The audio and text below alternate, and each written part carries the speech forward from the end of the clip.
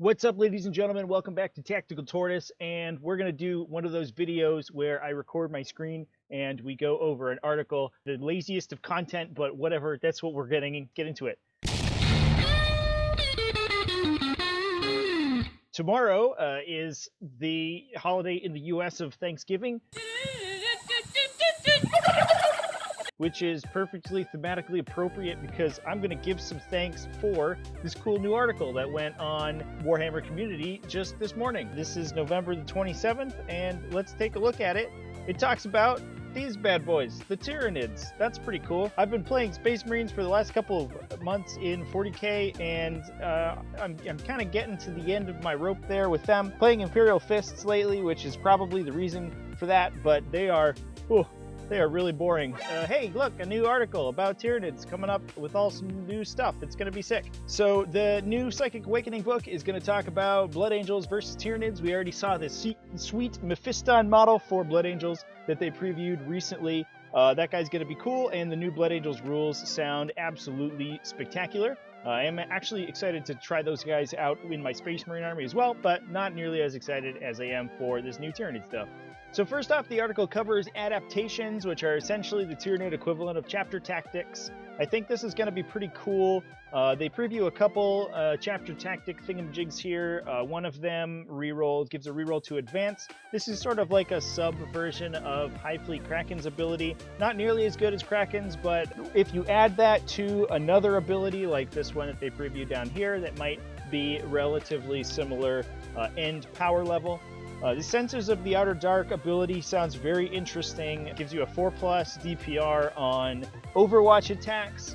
I don't know if it's worth a slot in your chapter tactic for that. I think it's much more likely that you're going to try to mitigate those Overwatch attacks, with positioning and with tying up enemy units than you are to take an entire chapter tactic just to sometimes not lose guys to Overwatch.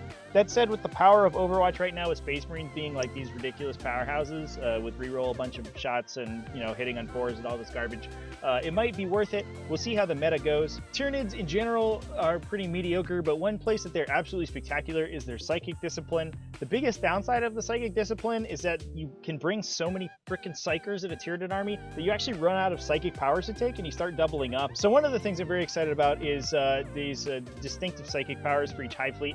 Unfortunately, it doesn't sound like it's going to be a full list of Psychic powers. Each fleet is going to have a single Psychic power that they can take instead of another power, which I think is probably fine. Unfortunately, it sort of reinforces the differentiation of High Fleets within a list. So you're further incentivized to bring multiple High Fleets in one list, and you lose some of the synergies that having a full list of one High Fleet can bring. That would be stuff like Spore Clouds and Synapse Bubbles not working for additional High Fleet. That does give you access to an even larger toolbox, which I guess is appropriate for Tyranids, that they can sort of adapt to any list build or list archetype or meta, in which you can split your list into multiple High Fleet detachments and then get access to their special stratagems as well as these new Psychic powers. This one, is really lame, so that sucks, but hopefully the other ones will be good. I am assuming, Kronos and Kraken are going to be pretty sick, but we'll see what we get. They also talk a little bit about new stratagems. This one doesn't really super excite me. The number of times that you can destroy an enemy unit with a unit and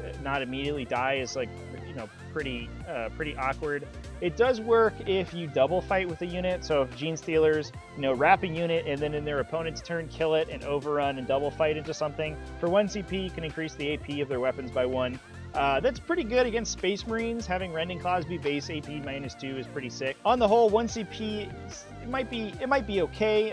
Tyranid lists are typically pretty CP starved unless you're playing with Gene Stealer cults. So I don't know if I'm going to have the CP left over to use this ability, especially if I'm spending CP to double fight and overrun all in the same turn. It might just be too much for too little benefit. Now we get into the exciting stuff. They're talking about new relics, which is going to be sweet because, oh man, Tyranid relics are so bad. There's exactly one relic in the entire book that I would really consider taking. That's the Chameleonic mutation from High Fleet Kraken.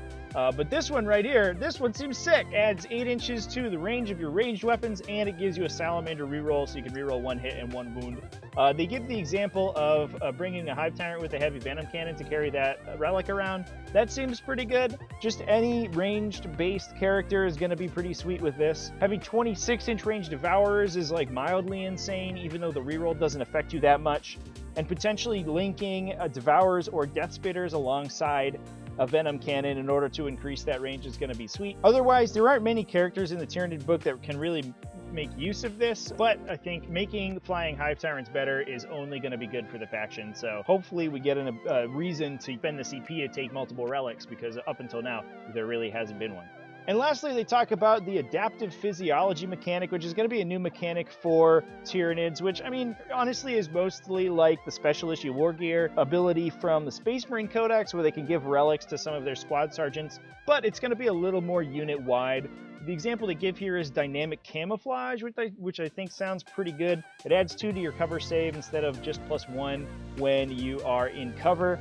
Obviously, the immediate combo there is with Highfleet Jormungandr, which always counts you in cover as long as you don't run or charge. In that case, this basically has the effect of increasing the base save of your unit by +1, which is really sweet. I'm very excited to use this on a unit like Hive Guard that's going to always be in cover and you know, want to take a position sort of centrally on the board, but really gets ripped up by a lot of indirect firepower. Fortunately, not a lot of indirect fire ignores heavy armor saves, and you can get Hive Guard, even with their 4-up base save, you can get them down to a 2+ with this ability. Unfortunately, with stealthy Space Marines and Imperial Fists running around the meta, I think abilities that ignore cover, for example, the new Eldar Craft World ability, as well as the Imperial Fists chapter trait, are going to become much more vogue. So unfortunately, I don't know if this ability specifically is going to be super impactful, but because it does sound like it works like a relic, so you'd be able to stick it on your unit before the game begins, and therefore you can tailor your list depending on what your opponent's going to be taking. All in all, I'm super excited for new Tyranid stuff. I think it's going to be absolutely sweet.